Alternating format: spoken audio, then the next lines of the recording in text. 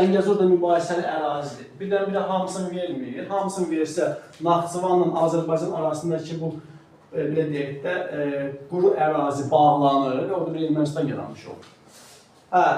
Və hakim çox tez ola bilər, sonra möhkəm ola bilər, narazılıq arta bilər. Ona görə hissə verir. Və 1929-30-cu illərdə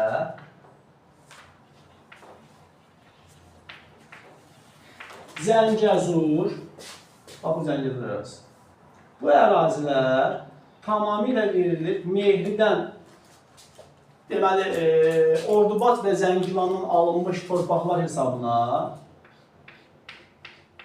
burada bir Mehri rayonu yaradır ermənilər üçün. Mehri.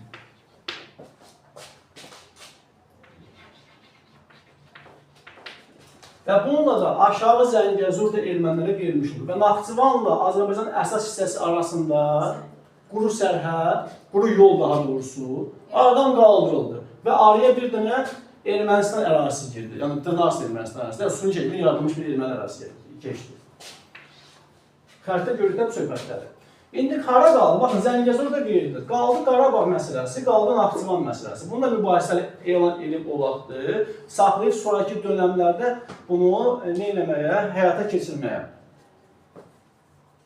İndi bir dənə bir şey deyim. Bu Zəngəzur məsələsinin ermənilərin xeyrinə həll olunmasında bizim Komünist Partiya, bizim Mərkəzi İcraiyyə Komitəsi və ki, Müvəqqəti İnqilabi Komitənin tərkibində olanların da rolu az olmuyor. Onlar o vaxtı hətta köhnə kitaba deyir ki, Nəriman Nərimanovun belə bir fikirlər sürmüşdü ki, Sovet Azərbaycanı ilə Sovet Ermənistanı arasında heç bir sərhəd yoxdur.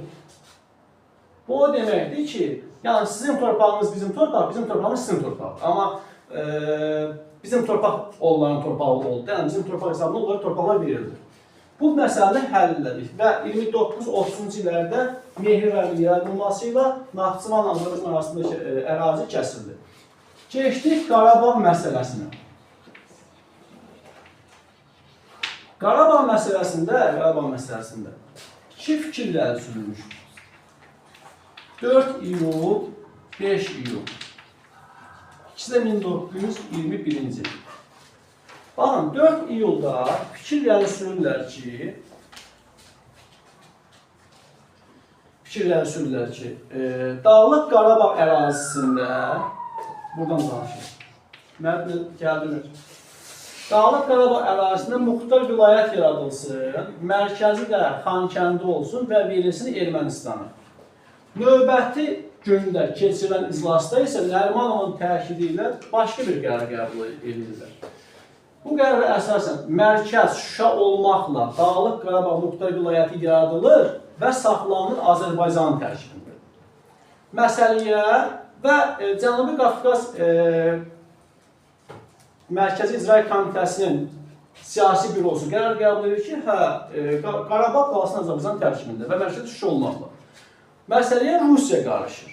Rusiya Komünist Partiyasının Mərkəzi İcraiyyə Komitəsi qarışır və Cənubi Qafqaz Komitəsinin qərarını ləğv edir və deyir ki, Qarabağ məsələsi sonraki dönəmə saxlanmalıdır. Bu mürəkkəb məsələdir. Və Qarabağ məsələsi 1923-cü ilin 7 iyulunda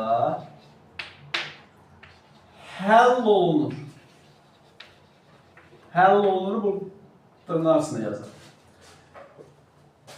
Bu tarixdə Dağlıq Qarabağ muxtar vilayəti yaradılır. Azərbaycanın tərkibində, bu ərazidə burada bir muxtar vilayət yaradılır. Olur DQMV, Dağlıq Qarabağ muxtar vilayəti. Mərkəzi isə Xankəndi. Amma bir neçə ildən sonra ermənilər Xankəndinin adını dəyişdirib qoyurlar. Stepanakert, bəli, adlandırırlar. Bu da gələcək münaqişənin əsasını qoymuş olur. Bir növ Şabanın sözü olmasın, saatli bomba yaradırlar. Niyə? Çünki muxtar vilayət, muxtar respublikanın əhalisi hansısa bir dönəmdə ümumxalq səsverməsi keçirib, öz müqəddəratını təyin edə bilər. Müstəqil olmaq istəyirik və yaxud da hansısa dövlət, başqa bir dövlətin tərkibinə daxil olmaq istəyirik.